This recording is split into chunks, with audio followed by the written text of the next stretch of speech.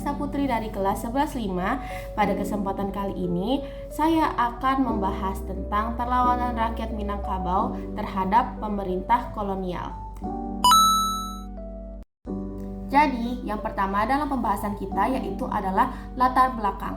Nah, latar belakang dari Perang Padri atau dikenal juga sebagai Perang Minangkabau adalah perang yang terjadi pada tahun 1803 sampai 1837 di Sumatera Barat, Indonesia, antara kaum Padri dan kaum adat.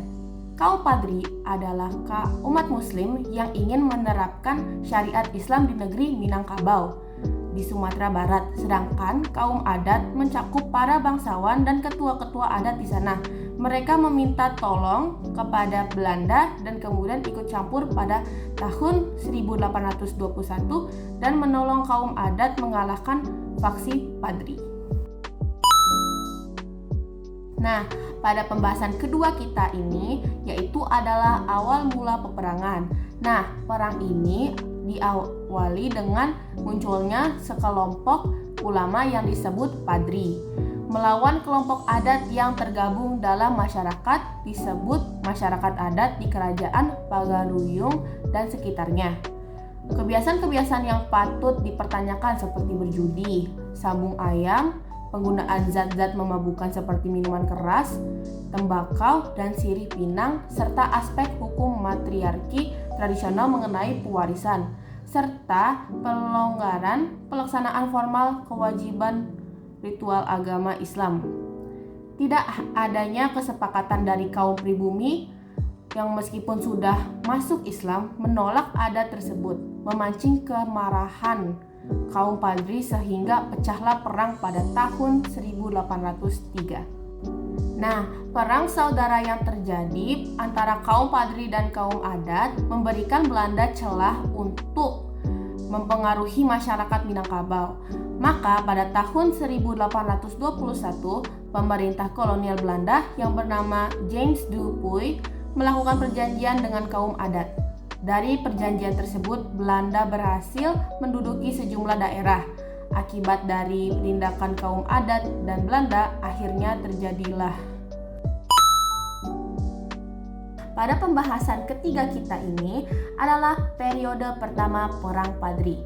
Nah, pada periode perang pertama, kaum Padri menyerang pos-pos dan patroli Belanda termasuk di Simawang, Soli Air, dan Sipinang pada September 1821. Dipimpin oleh Tuanku Pasaman, 20.000 sampai 25.000 pasukan Padri menyerang Belanda di hutan timur gurun. Meskipun pasukan Belanda hanya terdiri dari 200 serdadu Eropa dan 10.000 pasukan kaum adat, perlawanan Padri sulit dikalahkan. Belanda kemudian mengajukan ajakan damai, namun Tuanku Pasaman mengabaikan dan melanjutkan perlawanan di berbagai tempat. Nah, pada pembahasan keempat kita ini adalah perlawanan pasukan Tuanku Nan Renceh dan Tuanku Imam Bonjol. Pada tahun 1822, pasukan Tuanku Nan Renceh menyerang dan mengalahkan Belanda di bawah pimpinan Kapten Govinet. Pada Februari 1824, Belanda menduduki daerah Patkoto, memicu kemarahan kaum Padri di Bonjol. Dipimpin oleh Tuanku Imam Bonjol, kaum Padri menyerang pos-pos Belanda di Saruaso. Pada 1825, Belanda mengusulkan perjanjian damai, mengakui kekuasaan para tuanku di beberapa daerah. Namun, perjanjian ini mengecewakan kaum adat karena Belanda dianggap tidak menepati janji dan lebih mementingkan kepentingan sendiri. Nah, untuk pembahasan kelima kita ini itu adalah periode kedua Perang Padri. Kaum adat mulai melakukan perlawanan. Kaum adat yang kecewa dengan perjanjian damai bergabung dengan kaum Padri melawan Belanda. Menyadari Belanda sebagai musuh utama, persatuan ini memperkuat posisi mereka, membuat Belanda terdesak di Sumatera Barat. Gubernur Jenderal Van den Bosch mengangkat Kolonel J.P. Jacob Allot untuk menghentikan perlawanan ini. Pada tahun 1832, Belanda meningkatkan serangan terhadap pos-pos Padri di berbagai wilayah Agam. Nah, sampailah kita pada akhir dari Perang Padri. Itu adalah kekalahan kaum Padri.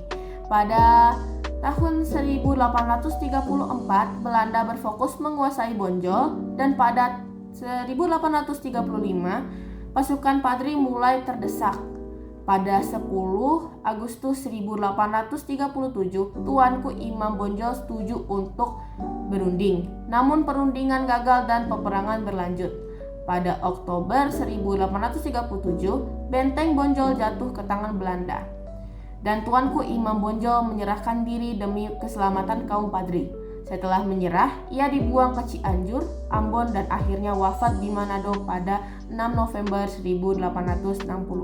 Sekian dari pembahasan saya tentang perlawanan rakyat Minangkabau terhadap pemerintah VOC, dan semoga kalian suka dengan video saya, oke? Dadah!